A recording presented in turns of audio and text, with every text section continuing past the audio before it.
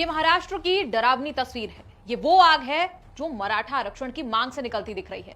ये बीड़ की तस्वीर है जहां एक एनसीपी विधायक के घर को आग लगा दी गई। सिर्फ घर ही नहीं, शरद पवार गुट के एनसीपी ऑफिस में भी आग ही आग का मंजर देखने को मिला। उधर सनराइज होटल को भी आग के हवाले कर दिया गया। कथित तौर पर मराठा आरक्षण की मांग कर रहे लोगों ने इसे अंजाम दिया है। सबसे पहले आप बीड़ जिले से आई ये तस्वीर देख लीजिए। अजीत पवार गुट के एनसीपी विधायक प्रकाश सोलंके के घर को आग लगा दी गई। बता दें कि प्रकाश सोलंके महाराष्ट्र के डिप्टी सीएम अजित पवार के खेमे के विधायक बताए जाते हैं।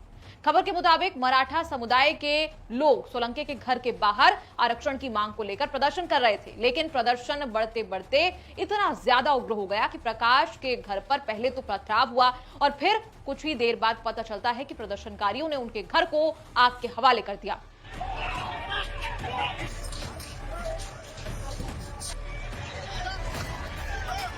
और सबसे हैरान कर देने वाली बात यह कि जिस वक्त आग लगी उस वक्त विधायक जी घर में मौजूद थे।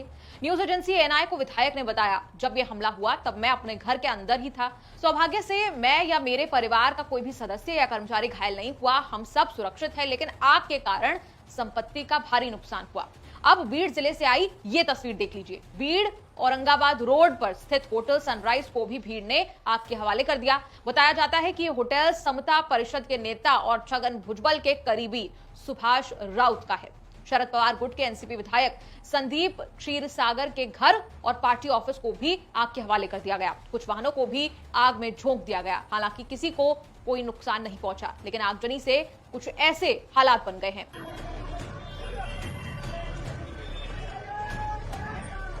उधर मजलगांव जा रहे बीड़ के एसपी पंकज कुमावत के वाहन पर पथराव किया गया, जिसमें उनके गार्ड को चोटें आई।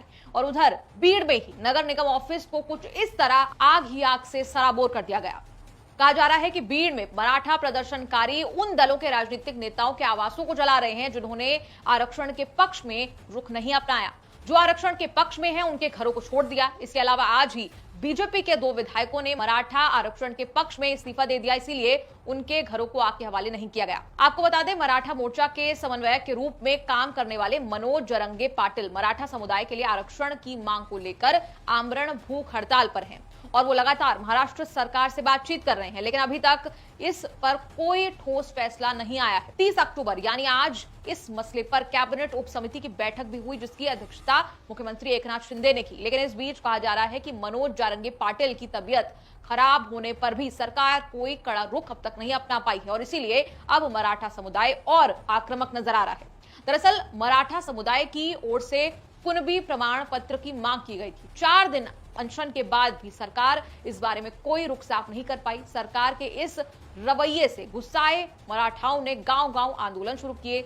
आपको बता दें, महाराष्ट्र में मराठा लंबे समय से सरकारी नौकरियों और शैक्षणिक संस्थानों में आरक्षण की मांग कर रहे हैं। करीब 32 साल पहले मराठा आरक्षण को लेकर पहली बार आंदोलन हुआ था। उसके बाद से मराठा आरक्षण का मुद्दा यहाँ की राजनीति का हिस्सा बन गया। महाराष्ट्र में ज्यादातर समय मराठी मुख्यमंत्रियों ने ही सरकार चलाई है, लेकिन इसका कोई हल नहीं निकल सका। फिलहाल हिंसा देखते हुए महाराष्ट्र के मुख्यमंत्री एकनाथ शिंदे ने कहा है कि आंदोलन गलत दिशा में जा रहा है। उन्होंने कहा, मराठा समाज को थोड़ा धैर्य रखना चाहिए, कोई कठोर कदम ना ले।